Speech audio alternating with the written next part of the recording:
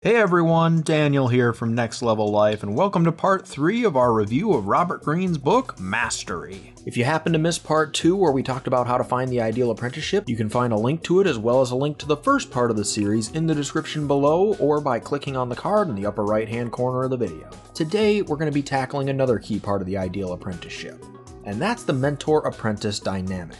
I'm going to touch on how to choose the right mentor, as well as a major trap to keep an eye out for during the process. Now, some of you might feel that an apprenticeship is an old idea. Certainly something that was popular in the past, but it's not exactly the best way to learn today. Well, that's actually not entirely true. I mean, there is some truth to it in the sense that how we find our mentors has changed a lot over the years. For example, with the internet, you don't actually have to physically go out and find a mentor anymore. You can find them online and learn from them through what they say on their blogs and videos, kind of like what you're doing right now. And then if you want to take things a little bit further, and at some point you should, you can try to contact them and see if you can work with them and learn how they do what they do on a little bit more of a deep level. Because let's face it, there's only so much that can be written about in a blog post, or talked about in a video, especially when the mentor may not be fully conscious of what makes them so effective at what they do, and therefore they can't truly put it into words. But you could still see it. However, the main thing that hasn't changed over the last several millennia is how we, as humans, best learn new skills. And that's by watching others who already know how to do what we're trying to learn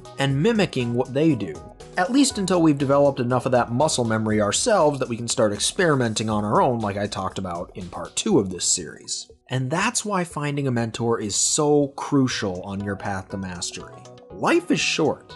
You can't afford to spend a few months trying to learn something yourself that a mentor could have taught you in a few hours. So when choosing a mentor, especially your first mentor, make sure that you're looking for one that has a wide knowledge and experience base in the field that you're looking to get into, because they can train you to think on a much higher level, which can allow you to take knowledge from many different points of view in order to form your own opinion, which will give you an advantage over someone who is more specialized. Also, make sure that they fit your needs.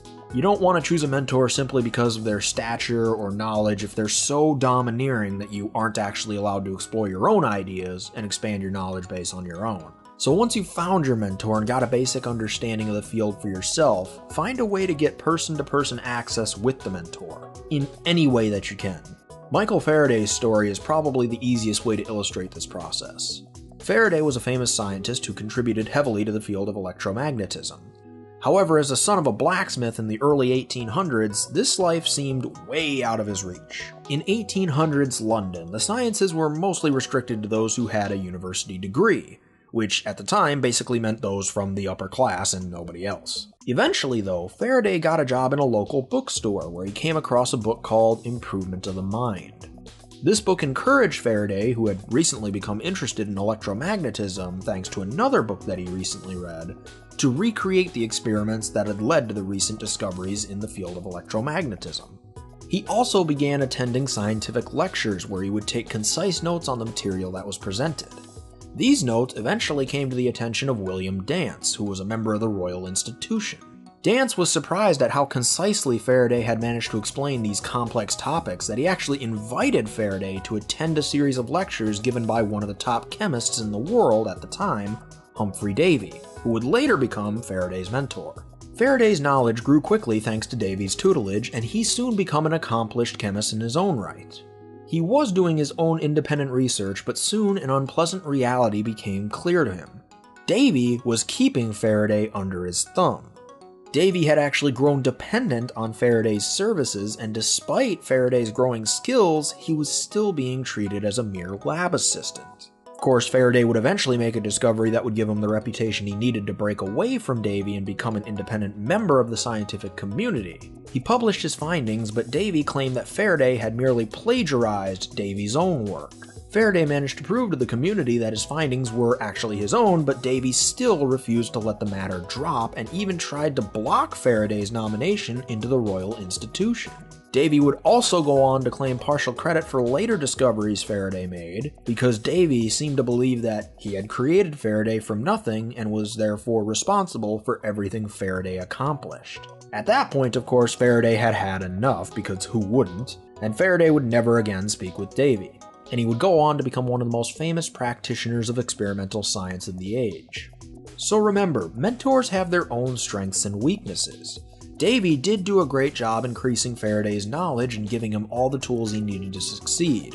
But he also became very dependent on Faraday's services as an assistant and viewed him too possessively, which led to him claiming partial credit on Faraday's work. And that's always something you want to keep in mind with your mentors. None of them are perfect. The good ones will allow you to develop your own style and then leave them when the time is right. But others may grow a little bit too dependent on your services. They may try and hinder your progress and keep you under their thumb. And if this becomes the case, then just like Faraday, you're going to want to put a little bit of distance between yourself and them. So that'll do it for part 3. If you learned something from this video and liked what you saw, be sure to subscribe and hit the bell next to my name so that you'll be notified of all future updates on this channel. And coming up in part 4, we'll be looking at social intelligence and talking about ways to see people as they really are. But until then, everyone, thanks for watching and have a great day.